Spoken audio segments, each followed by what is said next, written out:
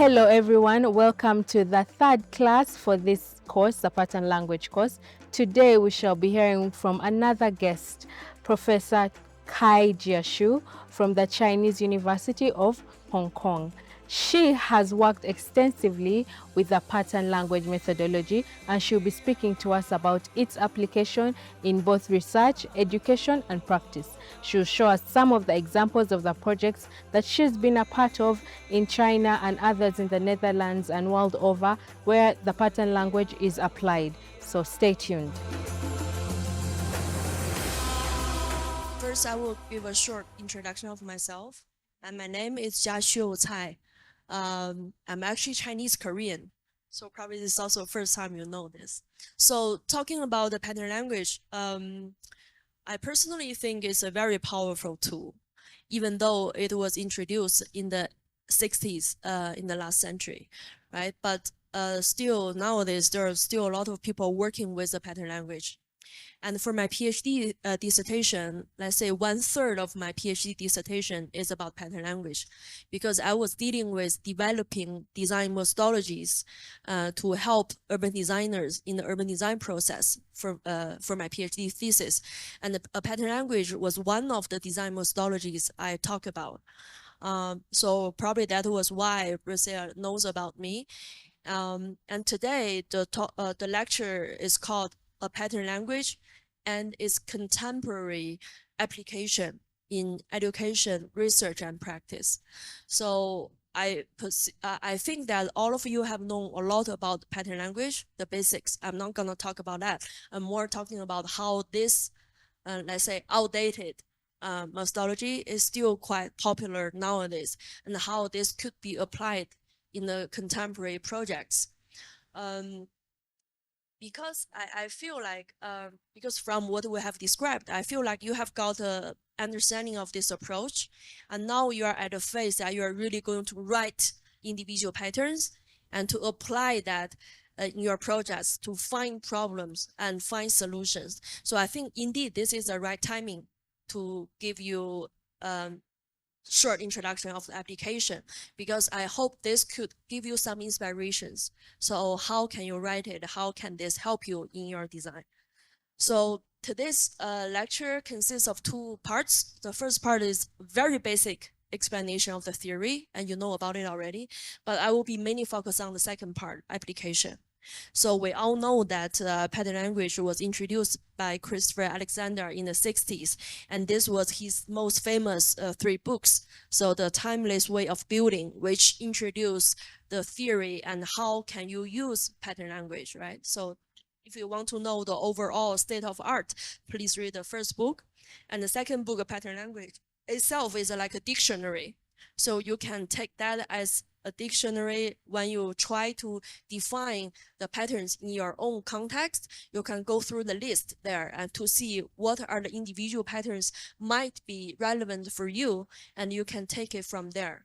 Now, of course, you can also develop your own patterns. I will talk about it later. And then, so how to use the book of a pattern language, because there he has 253 individual patterns. You're not gonna read everything. So my suggestion would be you just go through the list and pick up something, maybe 20, around 20 patterns. And the third one is called the Oregon experiment. So that was a kind of application of a pattern language theory and the tool in his own practice. So again, this was his thing, right? And then talking about individual patterns, I think you all know about individual patterns, right? How it is composed, how it consists, I suppose. So it has a name, a number, and a picture. They all know about this, right? Okay. But you know that when you write pattern language, it could be a physical space. So for instance, small public square. It could also be an event that recurring all the time in the built environment. So for instance, this one is called dancing in the streets. So it could be a streets, it could be an event, a ritual, habits. So it could tackle about the social aspect, could also be physical. And then, you know, there are some criticism about pattern language.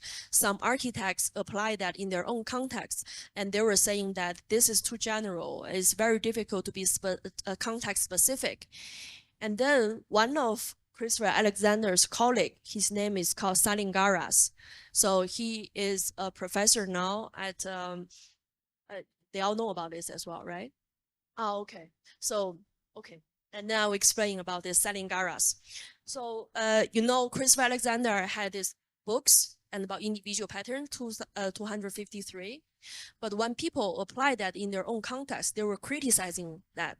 They say these are patterns that could be used everywhere in the world, but I'm working in a specific context, and this is not specific enough. So some people were criticizing about it. And then one of the very important professor, his name is called Salingaras. He was working with Christopher Alexander, and he wrote a book. He wrote an article. Probably you can read about this article in 2000. So he was actually explaining why those people say it's not really useful in their context. It was because they only use individual patterns. But there is something called the pattern language, and there's something in between individual pattern and the pattern language that is called cluster of individual patterns. But this course and TU Delft as well, so we were using Studio as a case. It doesn't matter what was a project, what was a program.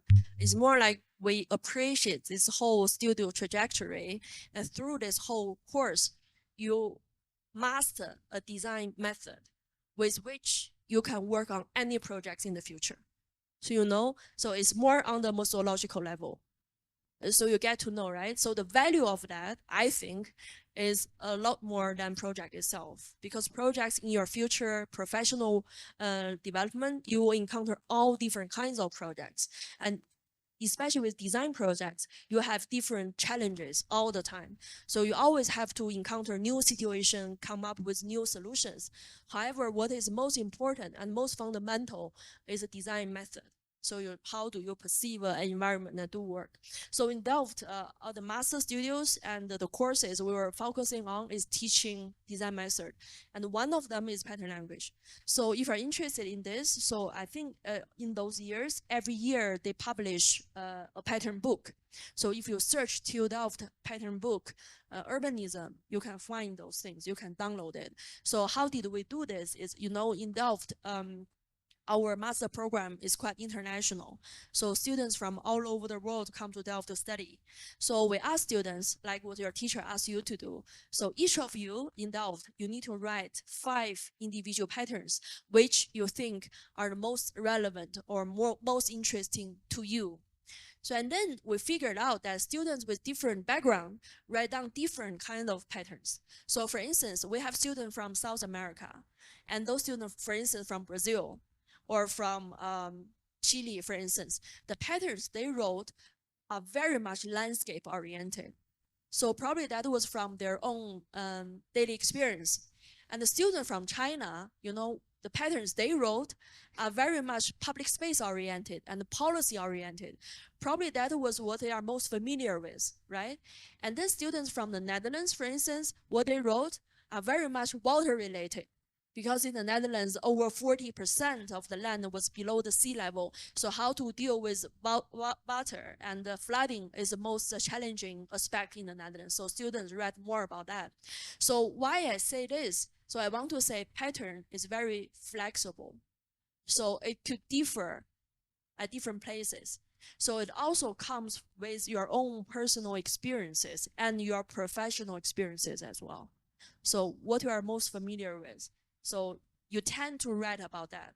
But of course, it's important, but you also need to know it's very tolerant. It can also observe more different aspects. So therefore, it's a very powerful tool to work with when you are with a group of different stakeholders, because people come from different backgrounds. You all work under this same methodological framework, and you bring in different understanding and insights, and you can communicate, you can work together, right?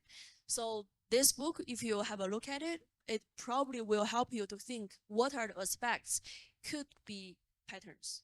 Yeah, so you can see in other countries what are the interesting aspects. So it help you to broaden your horizon. And Delft, so that was just a course, right? And for the master's thesis, so the second year is a graduation project. And some students particularly use pattern language as their own methodology. So for instance, this is a project developed by a student in Delft. He was working, looking at the post-war neighborhood. So in the Netherlands, you know, after Second World War, there were a big boom in housing and places. So everything was built too fast. So what happened was, normally those neighborhoods are not that attractive to daily life. So what he did was, instead of um, using Christopher Alexander's pattern language, he developed his own pattern language. So what he did was, so like what your teacher asks you to do, you go to the site, you observe, and you find out what are the problems. So like this picture, he used to indicate what were the problems. So he was saying a picture indicate a particular problem or missing element in this area. So for instance, this green is very messy, is not well defined. So that was what he found. And then he write down the solution is here. So the number 40 pattern is called clear green. So means green space has to be defined clearly. And then he was writing what does it really mean. And he has a few diagrams to show a clear green, how to achieve a clear green. So those are the kind of solutions he proposed. So next week, when you hand in your patterns to your teacher, probably this could be one of the interesting way to do so. So you were using one picture depicting what was a problem on your side, and you think of how to solve that problem. And you write down the solution. What could be the way to solve that? And you explain that, how this solution could be worked in that area. And you draw a few diagrams to depict what do you mean. And then, as I explained, before you build a pattern into a pattern language like this, which is a huge mess, there is also something called clusters of patterns. So that is something called grouping. So what you could do is, after you write down the 10 patterns as a whole class, you can put all the patterns together and try to make some grouping. So maybe you can figure that some patterns are more about policy, some are more about the physical environment, some are more for the green areas, some are for public spaces. And you do some grouping. And then once you do some grouping, you will figure out this collective wisdom from the whole class, you are almost tackling all aspects of this whole area, right? So this is a grouping part, but maybe something are missing. So we can add it up later on. But so this is a grouping, yeah? Something about hospitality, something about clinic, whatever. So this is a TU Delft approach. And I think that your teacher has explained this to you as well. So I just give a short introduction how this could be used in your own studio. And another application of this in the education is from university, you know, UCL, right? It's a very well-known university too. And in their bachelor program of architecture, there's a professor called Stephen Marshall. And in one of their bachelor course, so they particularly use, he said, Christopher Alexander's pattern language is used as a core device for understanding the urban form, components, and relationships. So in their bachelor program, they were also particularly using this. So what he did was how to recognize those patterns and how to show the process of how pattern languages adds up. So he asked students to do this. So what they did was, the first one, for instance, so he asked students, okay, if you see this neighborhood, so you see what is there is valuable, could be one individual pattern. So he said a courtyard, that is kind of one individual pattern. And then he said, because of the existence of this courtyard, a web of shopping, so that's something related to program, right? That could also be one pattern. So a web of shopping emerges. So you are not only explaining individual on its own, individual pattern on its own, you are also explaining how individual patterns emerges because of another individual pattern.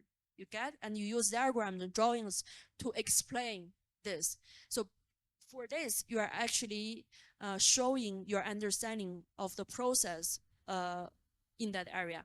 So this means, so a web of shopping emerges, helping to create a positive outdoor spaces. So positive outdoor spaces is another pattern, yeah?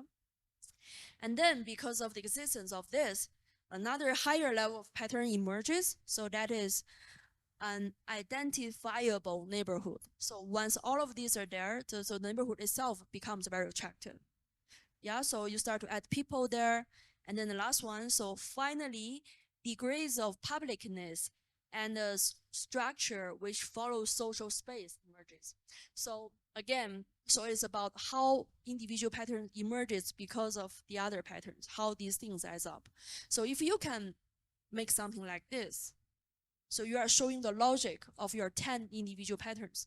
So you know, if you just write down them in parallel, you don't really show the relationships, right? So it's just loose individual pattern. But if you show it in this way, you are actually already showing clusters of individual patterns. It's not a pattern language yet because it's only one aspect, right? So that's what I mean by before coming to the pattern language, you have an intermediate step that is clusters of patterns. Okay, so after you have shown this series of drawings to show the relationship, you can have a kind of concluding drawing and identifying how these individual patterns appears in the scenes, in the sceneries, and how these could be abstract and show the relations like this. So this was the kind of, you know, diagram that you can show the relation between your individual patterns. Yeah. So this is another example regarding education. So therefore, the format of your individual pattern has to be very handy. So it doesn't have to be a big one or all of them are writings. It's something like handy. You can work with other people. So I designed in a kind of postcard. So how did I do that? So on the front page, so I have a number. So what is this pattern about? And it's eating in the streets. So this is what Chinese people do, like eating in the street. And then I explain what does it mean. So I say, eating in the streets creates community and claims social identity on all urban scales. So I'm relating eating in the streets behavior with urban space across scales. So, you know, eating is a behavior, but it has something to do with a space. But it's not only on one scale, it's a cross-scale impact. So, and then later on will explain. So, and then on this pattern on the front page, I use pictures to show what does it mean. So people have a very direct impression of this. And then on the back side of this postcard, I explain what does it mean on urban spaces. So I also write down practical implication. So when you have eating the streets pattern, how this could influence urban space cross scale. So I was saying, okay, this could happen on a smaller scale at the street corner. So you are eating with your friends, you know, enhance your daily activity. And it could also happen in a kind of neighborhood scale within the alleys. So people sometimes gather at the corner or on the streets. You kind of create a community atmosphere. And it could also happen among different communities. So for instance, in Wuhan, we have those very high-rise compound neighborhood. We also have those old traditional areas. Those are mixed in the city. However, in between those different kind of fabric, there is always one very famous streets where people sell the local food and people go there to eat. So therefore, this thing could also happen on the above neighborhood scale. And on the city scale, for instance, in Wuhan, there are some most famous representative place. Whenever people talk about Wuhan eating in the street, they know that area. So you know this has an influence on the city scale. So I was explaining, so this gives very positive impact of the urban space, and it could have different implication across scales. So you use those diagrams to show how this could benefit, how city could benefit from this pattern. So this is, for instance, is a behavior. Eating on the street is a behavior. So a pattern is about solution. What does it mean? What does it have value to the built up environment for design? Yeah, you see that's how you write your own patterns. So once I have done my individual patterns, what I did was I asked, you probably also know that different people, even if you are provided, you are offered with the same set of individual patterns, but when you build up pattern language, different people build different pattern language because they have their own understanding of these, right? So what I did was so this was a pattern language by myself, and I invited my two promoters to join a workshop. So probably later on you will have workshop too. So I asked my two promoters, two Dutch men. One of them is a professional urban designer, very famous in the Netherlands, and the other one is a sociologist who has a different perspective. So I asked both of them to sit there, and I gave them 20 individual patterns. I asked them to build their own pattern language, and then we discussed about it. And after that working session, you could see that designers have different perspectives than sociologists. However, the importance is not that they're different. It's about different people from different backgrounds come together, and you use this to explain your ideas, and you get to understand each other. So that's the most important. You use the same methodology, which is very flexible and adaptable, to get people from different backgrounds come together and to come to the same, not same, but come to talk and communicate, you know? So that's the essence of pattern language. So I'm saying one of the very interesting work, I like it very much. This is really one of my most famous, favorite project. So this project was done by, do you know Bawao? W-O-W and W-O-W. B-O-W, Bao, B-O-W and W-O-W. Bawao. So it's a Japanese firm, architecture firm, and the main principles, design principles, are two professors, and one of them, so there are a couple as well, is architectural office, and the guy is a full professor at Tokyo University, and his wife, Momoyo Kajima, was a professor in Japan, and in 2016 he was appointed as a full professor at ETH. You know ETH? Zurich, ETH Zurich. So they have got this very interesting office. Probably you can have a look of that. This was a project they did together with their students. So the same as what you are doing now. You know, guys, what you are doing is very valuable and is very upfront. So what your teacher is trying to teach you is really something like a world front knowledge and methodology, and you are working on something very valuable too. And I do believe after your studio, if you can get it published like this, you will draw a lot of attention. That will definitely help you for your further professional development. So this was done by this Japanese Bawao, yeah, with their students. So the same as you. So what happened was, in Japan, there was a big hurricane, right? It's called hurricane, and a big storm, and a lot of fishing. You all know Japan. It's a very tiny island, right? With everywhere is this sea. And so there are a lot of fishing villages around the coastline. So what happened was the hurricane destroyed damaged a lot of fishing villages. So there was a big projects going on. So the government needs to restore and to reconstruct those fishing villages. So they invited some design offices to do that.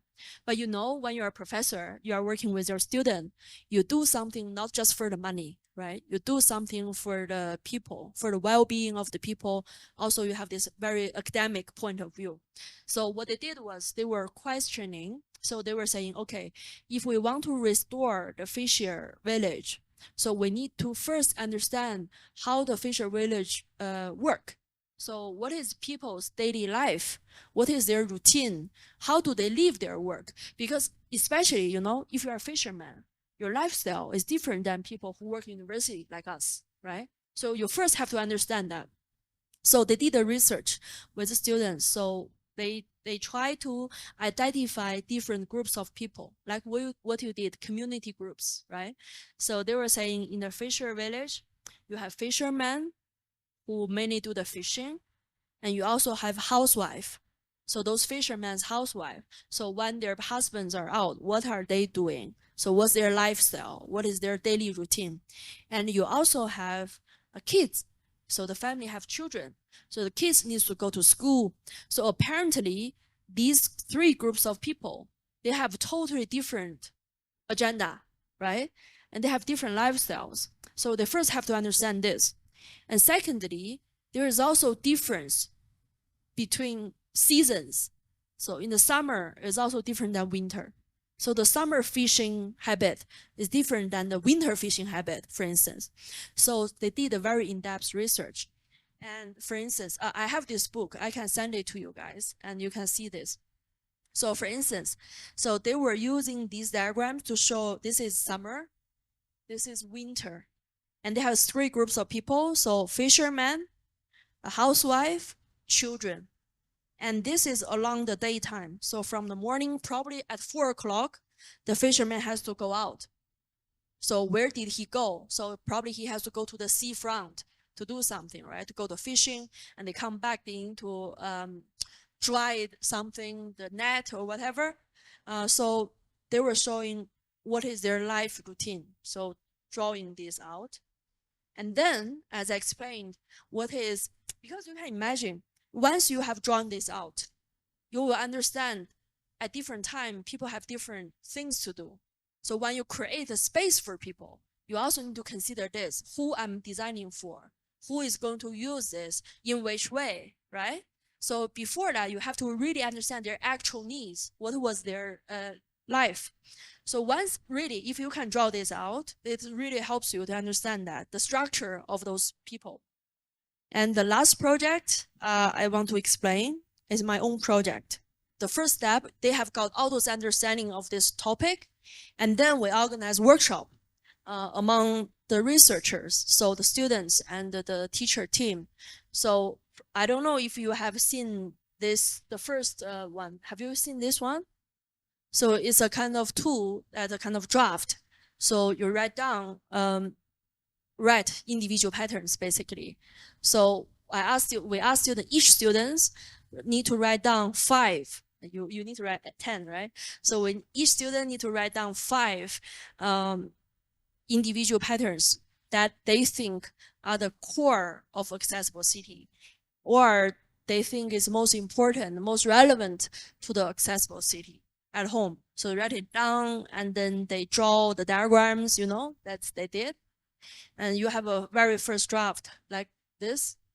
And then we organize workshops. What did we do is we have workshops, and we ask all students to put their patterns on the wall. And we ask everybody to walk around to read all patterns. And we say, okay, just choose 5 patterns that you like most, and 5 you dislike, or 5 you agree, or 5 you disagree. You know, for instance, students start to do the grading. And then with this, we were able to, for instance, there are some patterns like this. 3 people like it. And then you end up with, you can select already some patterns most of the people like. So that means this pattern is a good pattern. What is good? What is bad? Good means most of people agree upon that, and it's most relevant. So already, you know, if you think of it, we had I can't remember how many students, but the first round, we come up with 74 individual patterns. That's too much to work with, you know. You also have to control the amount of patterns you do, because there are so many things you can write endless. But when things are too much, it's less effective. You also have to be, you know, effective. So therefore, you have to control the amount of patterns. So at the beginning, we had around 74 individual patterns. And then we work with a group of students. We say, okay, let's select what you like most. So those ones they like most are actually the ones we consider are the most relevant. We can pick them up. And we also have some patterns some people don't like. And we think, okay, probably that's for a reason. And we ask that person, why don't you like it? And some people say because it's less defined, it's not clear, or I don't think it's right. So, and then you think, okay, if this is not a relevant one, we can just eliminate it. But if this is something newly defined, we can try to work on it and make it better. You know, this is where you kind of refine the individual patterns. And after that, we were able to select 40 good ones and rework on some things, and we result in the 40 good ones. So that's how did we develop individual patterns as a group. And remember, I also told you guys there is something called clusters of patterns, right? So you need to do some grouping. When we have 70 something is too much. So we ask students put everything together, try to group. And then we ended up with something like this. So we find that some are about the policy or the understanding, some are really some objects. So for instance, you need to have a handle on the wall to help disabled people to move around, for instance, something very concrete. We have something like on the policy level too. So once you do the grouping, we find out that we actually tackled 8 different themes. And then we put all those themes on the axis. So this is more concrete and abstract, a smaller scale to larger scale. So once we put those themes on there, we can find out it's very interesting. The collective of students, we actually almost tackle all the aspects of accessible city. This is never achievable if you only work on your own as an expert. This is very effective. So after a whole afternoon, we have everything, you know? And then the next step is, these are all drafts, right? The content. And we need to develop the tool which we can use in the community engagement. So we started to develop tools. So for instance, the first one is individual pattern. So as I explained, the tool has to be handy. So we didn't put it as a postcard, but as a card like this, you know, you have a picture indicate what is pattern about, and the diagrams to show how this could be used in the design practice, you know, things like this. So again, probably with this one is more complete. You understand that from the kind of information input, that's what you are doing now. You went to the site, you try to understand the situation, you talk to people, and you're kind of reading something. That's an information input phase. You try to understand. And then after that is a knowledge production phase that could only be achieved by university intellectuals. You are all intellectuals. You are doing knowledge production, which is very valuable because those information from what people need, whatever, are still loose information. Those doesn't really have any sense. Only because of you, you are developing individual patterns, right? You are now developing individual patterns and try to make sense of how these patterns could be related and together solve different kind of problems, and then translate this whole set into tools. This is a knowledge production part. That's what you are doing now. And after that, when you develop all those solutions into tools that you can use, go back to the neighborhood to work with them together to have a future design. That's something what we call knowledge output. So after you produce knowledge, you're trying to apply those tools and try to use that to serve the community. Once you have got the patterns more stable, so for instance, after studio, you have, as a whole group, you will have this pattern language. This pattern language itself is a product. It's an intellectual product. You can publish that. That means probably the neighborhoods which has similar problems and situation, like the neighborhood you are working at, could apply these patterns in the future. So in a way, it could be generalized. It has a higher impact than you thought, because actually, as if you are only working for that neighborhood, but actually you are working for the neighborhoods in Uganda, you know? So it's a very powerful intellectual tool, and you can publish it. You can probably also apply patent on that. And probably you also know these tools could be used in different scenarios, in different projects. So for instance, these tools could be used in design projects. So could be used by different stakeholders as well. So these, let's say you are designers, you are the planners and designers, and these are the stakeholders. So how can you use these tools and how the stakeholders could benefit from this? So at the beginning phase is that you try to build up a kind of understanding before you actually have your design solution. So the designers could use these tools, like what I explained before, to go to do the workshops, try to understand what people's needs, and try to select solutions together with them. By doing so, you are reaching common understanding, common sense. So that's the beginning phase. And the second phase is generated design. So this part is mainly the designers do, like what we're doing. We are doing clusters of patterns and come up with design solutions. And then when we come, after we have elaborated design solutions, we come to the last phase. We go back to the neighborhood and ask them to kind of give feedback, right? And we can have a better solution. Yeah, so now probably you understand that what you are doing has a lot of layers. So it's not only a studio that you are learning something, but actually, of course, you learn something which could help you in your future. However, the product of this studio and the process of this studio has a lot larger impact on the society and on this profession as well. So please do know this and try to work hard on this. And you do have a very bright, how to say, the product of this is very, very valuable. And I do hope that you can come with something very meaningful for this whole country and also for the African continent, also for the world, contribute to the planning field in the world. Thank you so much for the presentation. My question is about the kind of projects that you presented. They seem to be all community projects.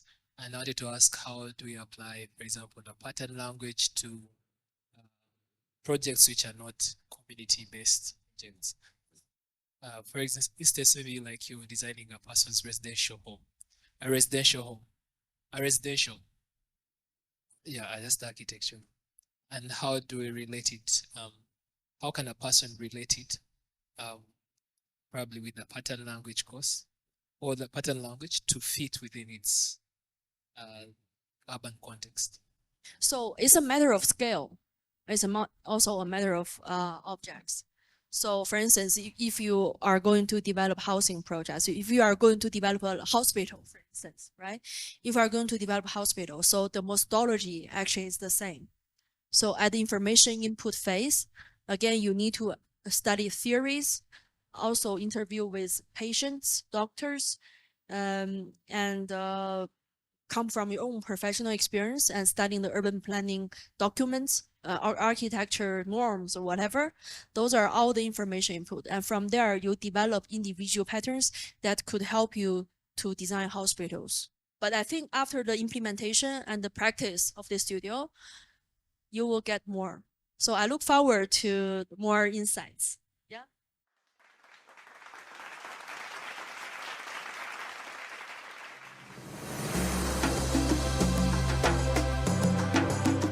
Okay, my name is Din Adam, and I am an architecture student, year 4, and I'm doing the pattern language course, which is a very useful course.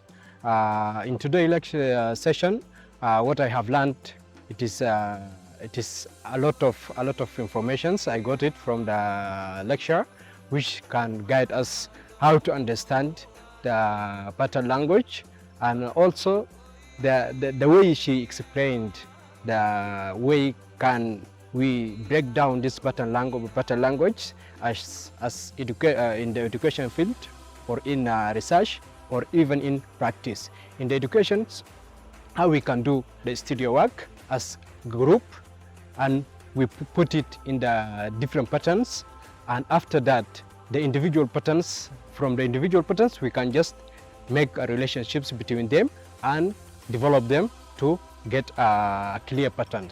In the research, how we can ask questions and make the questions also as a pattern, and we transform it or make the relation between them to get a results which is guide us to the research, and also in the practice how we can engage with the community and bring put the patterns in the practice, the way we designed and the way we can see the result of our design, how we can engage with the community to make them to be part of the solutions, and the patterns, they are all about the solutions. Thank you for coming, all of you.